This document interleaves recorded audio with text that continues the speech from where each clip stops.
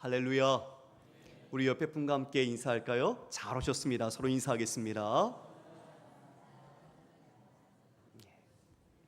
한 주간 평안하셨습니까? 날씨가 이제 더 많이 더워지고 또 우리 연로하신 분들은 또 건강에 좀 많이 주의를 기울여야 되는 때가 된 것 같습니다. 우리가 육체적인 건강도 중요하지만 영적 건강도 여러분들께서 잘 살피셔서 우리 모두가 하나님 안에서 힘있게 살아낼 수 있기를 소망합니다. 오늘 말씀의 제목은 마음의 할례를 행하십시오. 마음의 할례를 행하십시오 라는 제목으로 말씀을 나누겠습니다. 성도 여러분, 바울은 자신이 이 복음에 대한 중요성을 너무나 잘 알고 있었죠. 왜냐하면 자신은 오히려 하나님을 박해했고 교회를 박해했고 그 사람들에게 고난을 주었던 사람이었으나 예수 그리스도 바로 주님을 만난 뒤에 그 복음을 통해서 자신의 모든 것을 바르게 알 수 있었기 때문입니다. 잘 살고 있었다고 생각했었고 잘 믿고 있었다고 여겼지만 그 모든 것이 도리어 다른 사람들뿐만 아니라 하나님께 자신의 악함을 행하는 모습으로 나타났기 때문이죠. 오늘 바로 유대인들을 향해서 바울이 이야기를 꺼내기 시작합니다. 바울이 이방인들에게 복음이 필요하다는 것을 이야기해 주기 위해서 너희들이 진노의 심판, 즉 하나님의 진노 아래 있다는 것을 이야기해 주었죠. 하나님을 모른다고 핑계할 수 없는 이유는 이 모든 피조 세계와 우리의 본성에 새겨진 양심 속에 하나님을 암람하는 것이 우리 안에 있고, 그런데 너희들은 하나님이 지으신 이 피조물을 오히려 섬기고 몸으로는 우리 동성애를 행하며 모든 악을 행하는 이 모든 것에서 하나님의 진노를 피할 수 없다고 이야기했습니다. 이것을 듣고 있던 즉 이방인이 아닌 유대인들도 이와 같이 그들은 옳다, 그 정죄함이 마땅하다, 그들은 하나님께 이러한 죄를 지었다고 동의하면서 그들은 그 고개를 끄덕끄덕거렸을 겁니다. 이에 바울도 남을 판단하는 자여, 바로 유대인들을 이야기하죠. 너희도 그와 다를 바 없다고 이야기를 해줍니다. 그들은 하나님께 율법을 받았고 선민이라는 의식도 있었고 또 할례도 가지고 있었습니다. 이 세 가지가 그들에겐 구원의 보증수표였죠. 그것을 자랑하는 삶이 그들에게는 기쁨이었고 그들의 삶의 정체성과 근거였습니다. 사랑하는 성도 여러분, 우리는 어떤 것을 근거로 여러분의 삶에서 자랑을 삼으며 살아가고 있습니까? 오늘 대역전이 일어납니다. 바울이 유대인들이 자랑했던 것이 오히려 그들에게 수치가 되어지고 축복으로 주신 그것들이 오히려 그들에게는 심판의 근거가 되는 것을 오늘 역설적으로 표현하며 그들에게 도전하고 있거든요. 우리도 우리 마음속에 한번 물었으면 좋겠습니다. 나는 인생 속에서 무엇을 내 삶의 근거로 붙잡고 있고 무엇을 자랑하는 삶을 살고 있는가? 그것이 우리의 주인이겠죠. 그것이 우리를 지배하는 것이겠죠. 우리가 다시 한번 믿음이 무엇인지 그리고 진정한 복음이 우리에게 어떻게 작용되어지고 역사해야 하는지 오늘 말씀 속에서 다시 한번 믿음의 경성함을 얻는 은혜가 있기를 소망합니다. 여러분 17절 이하로부터 넉 절에는 바울이 유대인들이 자랑했던 내용들을 열거하고 있습니다. 제가 읽겠습니다.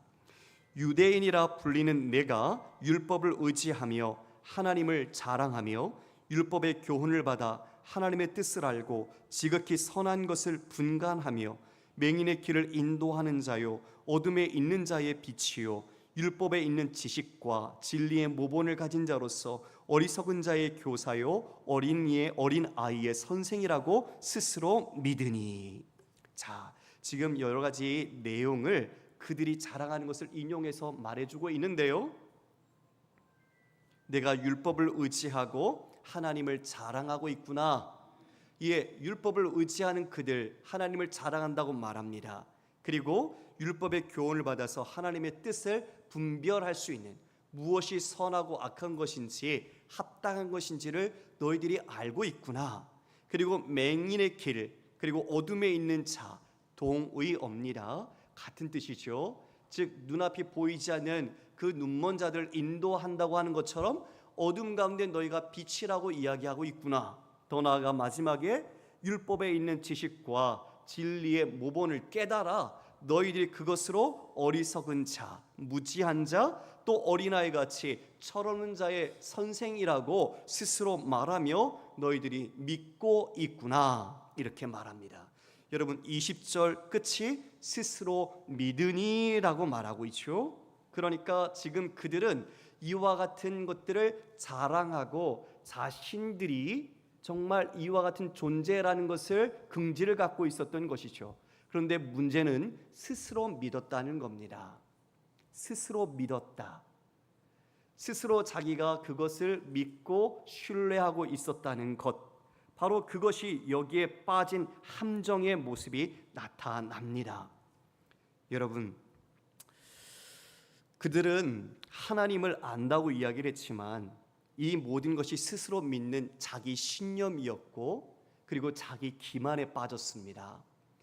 하나님을 향한 믿음이 아니라 자기의 믿음을 갖고 있었기 때문이죠. 우리도 하나님을 예배하고 기도하지만 우리가 내 믿음을 기반으로 얼마든지 하나님께 나아갈 수가 있습니다. 그리스도의 믿음, 하나님이 원하시는 믿음으로 우리가 신앙생활하는 것이 아니라 종교적인 모습, 그 내 자신이 주인된 그 믿음을 가지고 하나님을 섬기는 것처럼 보일 수 있다는 것이죠. 유대인들이 지금 그렇게 자신 스스로 속일 뿐더러 그와 같은 믿음 속에서 잘못된 모습을 보여주고 있는 것을 다 지금 바울이 고발하고 있는 것이죠. 여러분, 말씀을 들으면 말씀에는 세 단계가 있습니다. 첫 번째는 해석의 단계입니다. 우리가 다 같이 말씀을 듣지요. 그러면 이 말씀 로마서가 쓰여졌던 목적처럼 로마 교인들이 원독자입니다. 그들에게 주어진 바로 하나님의 뜻을 우리도 지금 이것을 통해서 다시 알게 됩니다. 깨닫게 되죠. 그래서 우리가 무엇이 하나님의 뜻인지, 하나님이 무엇을 기뻐하는지 압니다. 그런데 거기에 머무르면 남을 판단하는 자로 서게 됩니다. 무엇이 옳고 그른지를 아는데 그 알므로 다른 사람들에 대하여 정죄하고 판단하는 것으로밖에 끝나지 않게 되는 거죠. 문제는 두 번째 단계로 넘어가야 합니다. 그것은 재해석의 단계입니다. 말씀으로 거울에 비추듯 자신의 모습을 보는 겁니다.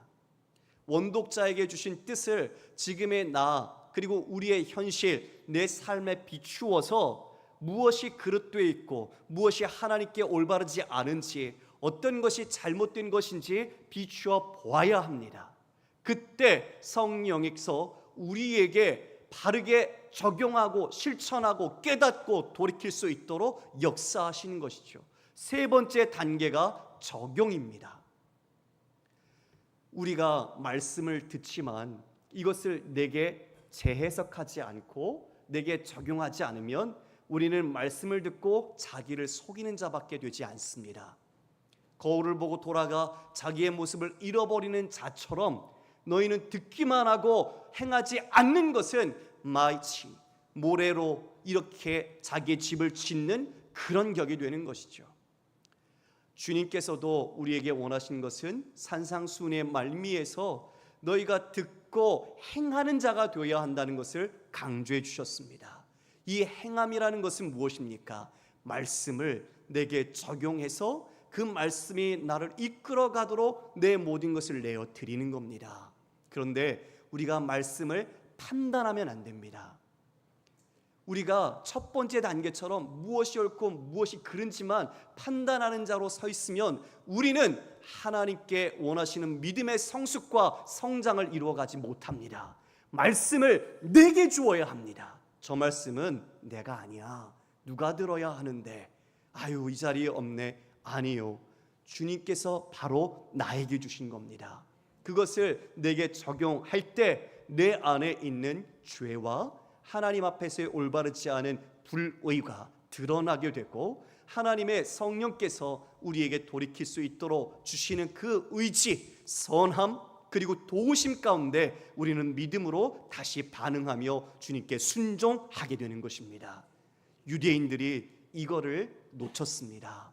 그들은 율법을 가지고 있었지만 율법의 정신과 의미를 잃어버리고 율법을 가진 것 자체의 조건으로 삼아서 자랑했던 겁니다. 바울이 지금 이와 같은 것들을 신랄하게 비판합니다. 뭐라고 말합니까? 21절입니다.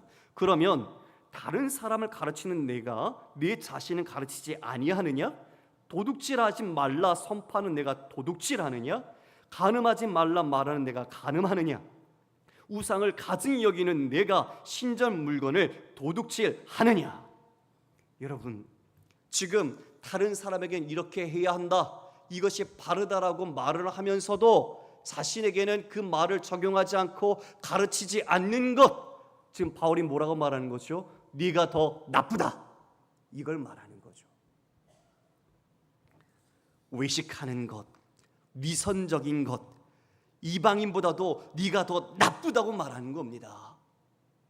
왜요? 지금 여기 보면 십계명의 말씀을 가지고 이야기합니다. 도둑질하지 말아라.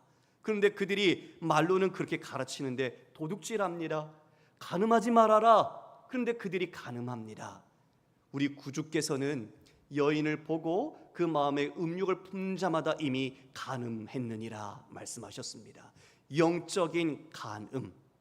남편과 아내가 서로를 사랑하고 그 안에서 자유해야 하는데 하나님 이외에 다른 것을 자신이 의지하고 신으로 삼는 이 모든 우상 숭배, 이 행음이 바로 영적 간음인 것이죠. 이들이 그와 같이 간음을 범하고 있었습니다. 우상을 가증히 여기는데 우상 신전에 있는 물건을 도적질합니다. 무엇입니까? 겉으로는 거룩하고 경건하게 모습을 보이지만 그 마음에는 온갖 음욕과 죄와 탐욕이 가득 차 있었던 것이죠.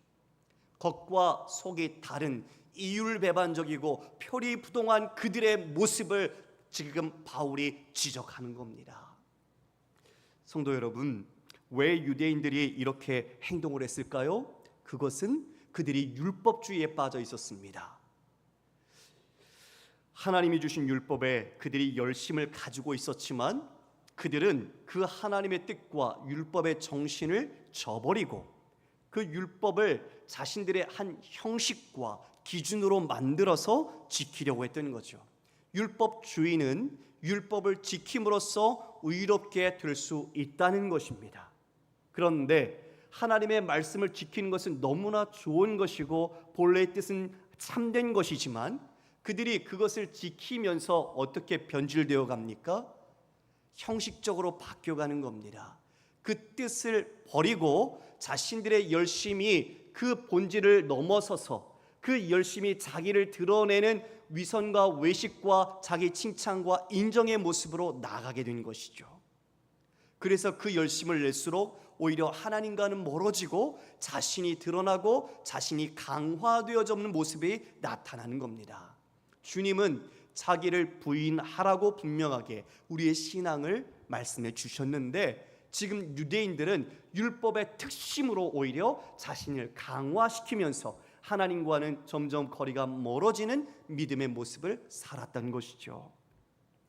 결국 그들은 위선에 빠지게 되었습니다. 본질, 율법과 온 선지자의 강령은 하나님을 사랑하고 이웃을 사랑하는 것이었습니다. 그런데 그들이 그것을 버리니 자기 사랑밖에 남지 않았습니다. 그래서 자기를 높이게 됩니다. 여러분, 율법주의 신앙과 이 복음으로 가는 신앙이 우리가 외적으로 보기에는 참 비슷해 보입니다. 왜냐하면 열심과 그리고 의지로 이런 충성이라는 것으로 함께 이루어져 가기 때문입니다.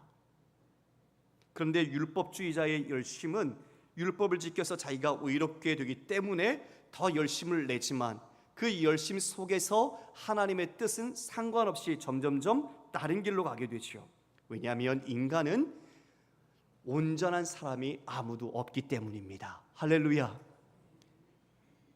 인간은 윤리 도덕적으로도 완전할 수 없을 뿐더러 하나님 앞에 모두가 죄인입니다. 그런데 율법으로 의롭다라고 할 수 있다고 믿은 것 자체가 율법이 우리에게 주는 기능인 죄를 깨닫게 하는 것과 너무나 상반되어 있는 것이죠. 그러니까 두 가지 중에 한 가지로 치닫을 수밖에 없습니다. 율법을 통해 의롭게 되는 것과 율법은 죄를 깨닫게 한다고 성경은 말하고 있는데, 이 길을 가는 자는 둘 중에 하나죠. 자기를 속이면서 끝까지 의로운 것처럼 살아가든가, 아니면 자신의 절망 속에서 계속 힘들어 하든가, 둘 중에 하나인 겁니다. 그들은 그런데 어떤 모습을 나타냅니까? 자신을 속이며 자신의 기만 가운데 빠져서 자신의 의로움을 드러내는 길로 가게 됩니다. 그런데 실질적으로는 어떻습니까? 말씀을 지키지 못하고 말씀대로 살지 못하는 좌절을 경험하게 되는 것이죠. 그 좌절 속에서 자신들은 사람들 앞에서 은혜로운 모습을 보입니다. 하나님이 사랑받는 모습을 보입니다. 그리고 하나님이 나를 인정해주고 있다고 나타내고 보입니다. 그런데 그것으로 사람의 칭찬과 인정을 받으며 자신이 즐거워하고 있습니다. 하나님은 그러나 중심을 보심으로 그들의 외식과 위선을 아셨던 것이죠.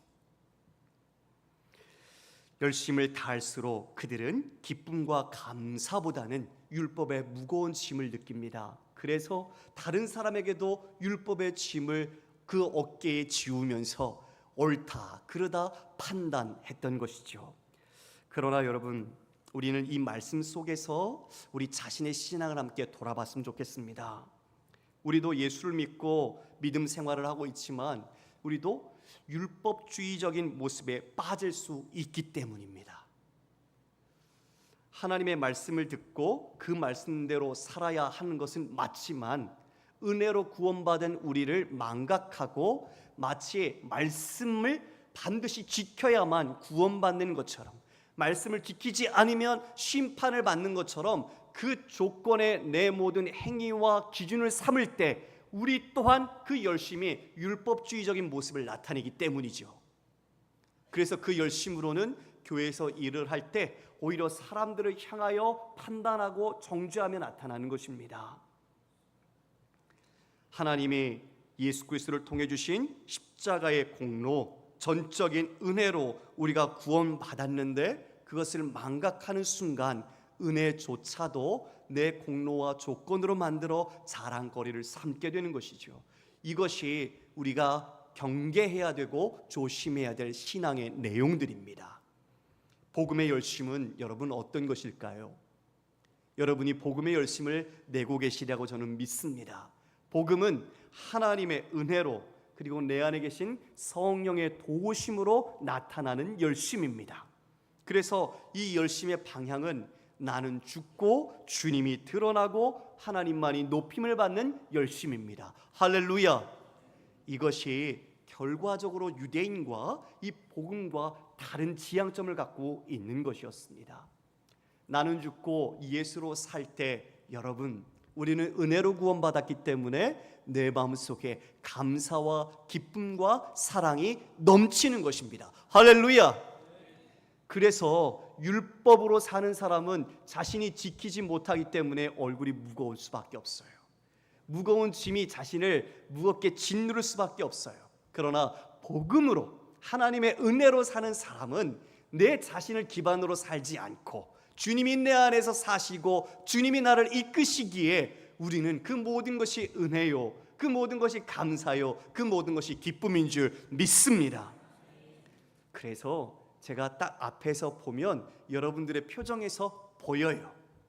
은혜를 받고 있구나, 은혜 가운데 있구나, 뭔가 걱정과 근심이 있구나. 이 표정 속에서 여러분들의 믿음을 제가 조금씩 진단하면서 볼 때가 있어요. 자, 여러분 지금 웃지 마시고 들어오실 때부터 함께 웃으며 들어왔으면 좋겠습니다. 자, 이제 바울이요, 유대인들이 자랑하는 것들을 지금 하나하나씩 다 꺾어가는 거 알고 계세요? 너희들이 택함 받은 백성이라는 것을 이방인과 함께 비교하면서 그것을 지금 무용하고 있고, 그 다음에 지금 율법을 이야기하고 있잖아요. 그런데 25절 이하에 이렇게 말합니다. 내가 율법을 행하면 할례가 유익하나 만일 율법을 범하면 내 할례는 무할례가 되느니라. 자, 여기 보면 율법을 행하면 할례가 유익하다. 율법과 할례의 유용성, 의미를 이야기해 주고 있어요. 그런데 니네가 할례를 받았지만 만약에 율법을 행하지 않으면 그것은 할례 받지 않은 것과 같다. 그리고 더 나아가 이렇게 말합니다. 26절 우리가 함께 읽어볼까요? 시작. 그런즉 무할례자가 율법의 규례를 지키면 그 무할례를 할례와 같이 여길 것이 아니냐. 예, 할례를 받지 않은 사람이라도 그가 율법을 지키면 할례를 받은 것과 같다. 그래서 그 무할례자가 율법을 지킴으로 너희가 할례 받았다고 하지만 할례 받지 않은 것처럼 너희들이 잘못된 길을 율법을 행하지 않을 때 그 무할례자가 너희들을 정죄하지 않겠느냐라고 말하는 것이죠. 여러분, 이 말씀이 오늘 우리 마음속에 깊이 새겨졌으면 좋겠습니다. 그들은 자신의 살갗에 아브라함에게 하나님이 명령하신 할례를 그들은 자랑하고 즐거워했죠.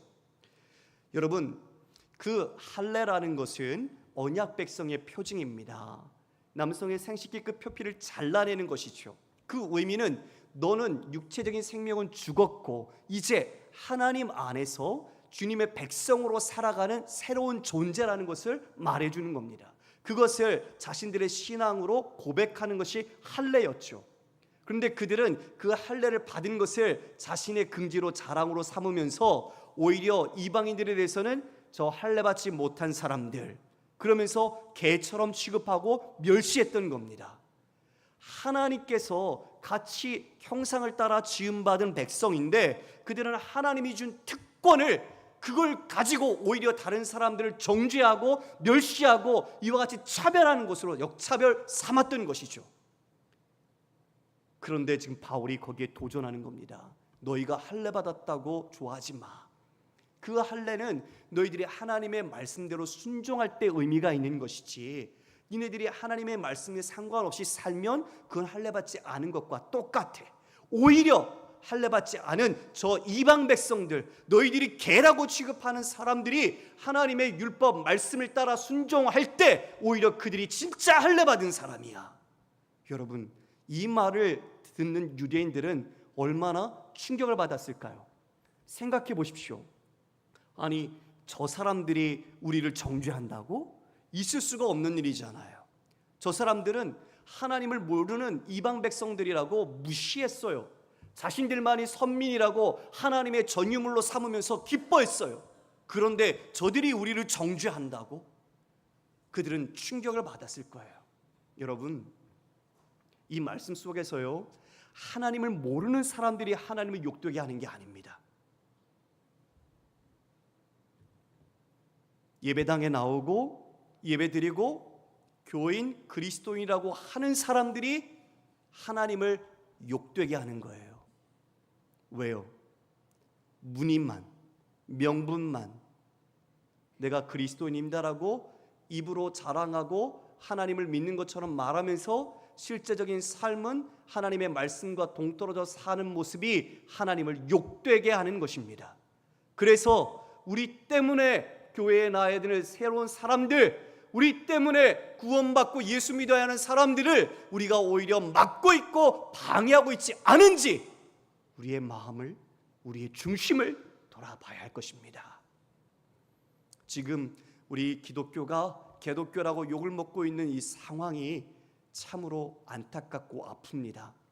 이 단에 서 있는 저부터 회개합니다. 우리 모두가 하나님의 말씀을 안다고 이야기하지만 그 말씀대로 살지 않고 순종하지 않은 것이 이 세상 사람들은 자신의 양심을 비추어 우리를 향해 정죄하지요. 하나님을 안다고 하면서 그렇게 사냐? 하나님을 믿는다고 하면서 그렇게 사냐? 믿지 않는 사람도 그렇게 살지 않는다라고 하면서 오히려 우리를 정죄하고 있는 모습, 그것이 우리가 받고 있는 비난입니다. 여러분, 우리가 무엇을 자랑할 거예요? 목사, 장로, 권사, 안수집사, 세례교인, 이 모든 것이 우리의 자랑거리가 될 수 있을까요? 아니요. 할례를 신약으로 말하면 세례죠. 많은 공회 앞에서 자신의 신앙을 고백한 것입니다. 너무나 귀한 축복이고 은혜입니다. 그것은 꼭 받아야 합니다. 그런데 세례받은 것이 구원의 조건이 아닙니다. 착각하면 안 돼요. 세례받으면 구원받았다? 아니요. 삶이 세례받은 자처럼 살아야 합니다. 나는 죽고 예수로 삶을 살아내는 것이 나타나야 합니다. 주님이 높아지시고 나는 죽고 주의 영광이 나타나는 삶이 증거로 나타나야 한다는 것입니다. 말만 아니라, 우리의 입만이 아니라, 우리의 생각만이 아니라 우리의 온 전인격적인 삶의 모든 영역에서 예수 보혈의 은혜와 예수의 생명이 우리를 통해 나타나야 한다는 것입니다. 지금 바울이 그것을 절규하고 있는 겁니다.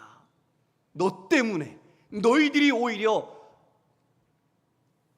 하나님의 이름을 맡고 있고 이방인들로 하여금 하나님을 모독하게 하고 있구나, 책망하고 있는 겁니다. 주 안에 사랑하는 성도 여러분, 우리는 정말 값주고 살 수 없는 우리 주 예수님의 보혈로 우리는 구원을 받았습니다. 그 구원의 기쁨과 즐거움, 감격을 여러분 한시라도 잊지 않기를 소망합니다. 나는 죽었고요, 우리는 예수로 사는 자입니다. 그런데 자꾸 세상의 육체적인 것들을 자랑하고 내 안에 있는 기준들을 다른 사람들에게 과시하려고 하는 모든 시도들을 꺾으십시오. 그것들이 바로 율법주의적인 모습, 형식에 빠져있는 도덕론자들이 주장하는 것들로 나타날 수 있기 때문입니다. 우리는 우리 뼛속부터 그리스도의 보혈이 흐르고 우리의 예수 그리스도의 그 삶과 주님의 말씀으로 우리는 모든 언행을 통해서 하나님의 뜻을 나타내야 할 것입니다. 우리의 자랑은 그래서 예수 그리스도밖에 없습니다. 예수를 믿는다는 것은 종교성에서 벗어나는 것입니다. 여러분, 예수님 오셔서요, 가장 종교적인 사람들하고 가장 종교에서 멀다고 하는 사람들, 그 사람들이 비난하고 멸시하는 사람들을 서로 빗대어서 교훈해 주셨어요. 여러분, 어디서 그럴까요? 누가복음 18장에 보면 바리새인과 세리가 함께 기도하는 장면이 나옵니다. 그런데 이 말씀을 누구에게 주셨는가? 자신을 의롭다고 여기고 다른 사람을 멸시하는 자에게 주셨어요. 바리새인은 기도합니다. 나는 토색과 불이 가늠을 하지 않은 감사합니다. 저들과 달라서 너무 감사합니다. 나는 1회에 2번씩 금식을 하고 11조를 바칠 수 있게 해주셔서 감사합니다. 그렇게 기도했습니다. 그런데 저 멀리 세리는 눈을 들어 하늘을 쳐다보지 못했습니다. 하나님, 나는 죄인입니다. 나는 하나님 앞에 눈을 들 수조차도 없는 죄인입니다 라고 자신의 죄됨을 고백했습니다. 주님께서 그 둘 중에 누가 더 하나님께서 기뻐하시고 그 기도를 들으시겠는가? 분명히 우리는 그 답을 이미 알고 있습니다. 그리고 율법을 가르쳤던 율법 교사가 있었습니다. 선생님이요, 어떻게 해야 우리가 영생을 얻겠습니까? 라고 질문을 하죠. 율법에 뭐라고 말하고 있느냐 물으시자 마음과 목숨과 뜻을 힘을 다해서 하나님을 사랑하고 네 이웃을 사랑하라 하셨습니다. 옳도다, 이를 행하라. 그런데 거기에서 그는 자신을 옳게 보이려고 질문 하나를 더 던집니다. 누가 그럼 내 이웃입니까? 그런데 그 이웃으로 누구를 예를 들어 말씀하셨습니까? 선한 사마리아 사람입니다. 그들이 얼굴도 상종하지 않고 개처럼 취급하면서 가장 혐오했던 사람, 바로 사마리아 사람을 우리 구주께서는 예를 들어서 그 율법을 가르치고 율법을 안다고 한 사람에게 너는 정말 율법을 모르는구나, 하나님의 뜻을 모르는구나 가르쳐 주십니다. 도움이 필요한 사람이 바로 너의 이웃이다. 그들은 율법은 갖고 있었고 율법을 암송하고 읽고 있었지만 율법의 마음과 하나님의 뜻은 모르는 맹인이었던 거죠. 종교 지도자들에게 주님은 그와 같이 깨우침을 주셨습니다. 바울은 이제 마지막 결론을 이야기해 줍니다. 여러분 28절 29절 우리가 함께 읽어볼까요? 28절 29절 읽겠습니다. 시작. 무릇 표면적 유대인이 유대인이 아니요 표면적 육신의 할례가 할례가 아니니라. 오직 이면적 유대인이 유대인이며 할례는 마음에 할지니 영에 있고 율법 조문에 있지 아니한 것이라. 그 칭찬이 사람에게서가 아니요 다만 하나님에게서니라. 이에 율법적으로 너희들이 태생이 혈연을 따라서 유대인으로 태어났다고 유대인이 아니다. 그리고 너희가 몸에 살갗에 할례를 했다고 너희가 진짜 할례자가 아니다. 뭐라는 거예요? 속사람이 하나님을 아는 유대인이어야 진짜 참 유대인이다. 그렇지요? 그리고 율법의 조문을 따라서 몸에 하는 할례가 아니라 영을 따라, 주의 영을 따라 성령으로 마음의 할례를 한 것이 참된 할례자다라고 말하고 있습니다. 사랑하는 성도 여러분, 우리는 모두가 마음의 할례를 한 사람인 줄 믿습니다.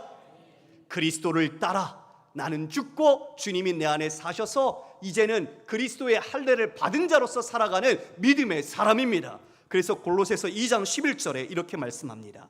또 그 안에서 너희가 손으로 하지 아니한 할례를 받았으니 곧 육의 몸을 벗는 것이요 그리스도의 할례니라. 육의 몸, 우리의 죄된 것, 우리의 세상적인 가치관들, 이 모든 옛자 옛사람을 벗어버리고 예수께서 죽으시고 부활하심으로써 우리가 새로운 존재로 태어나서 이제는 죄의 세력의 지배를 받지 않는 진정한 참 할례자가 되었다고 말해주고 있습니다.